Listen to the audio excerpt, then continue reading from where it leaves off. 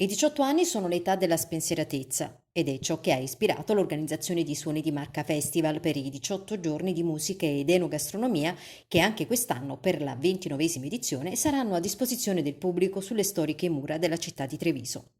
Dal 18 luglio al 4 agosto artisti e prodotti nazionali ed internazionali si affiancheranno alle realtà più note del territorio per un'offerta alla portata di tutte le età. Suoni di Marca Festival è infatti da sempre un aggregatore di famiglie grazie alle sue numerose e variegate proposte. Una lunga passeggiata alberata, incorniciata da stand di bandiere diverse, porta al grande palco dove si alternano band e cantanti del calibro di Max Gazzè, Alan Sorrenti, Alberto Fortis, la rappresentante di lista Anna Calvi, Village People e Original Blues Brothers Band, solo per menzionarne qualcuno.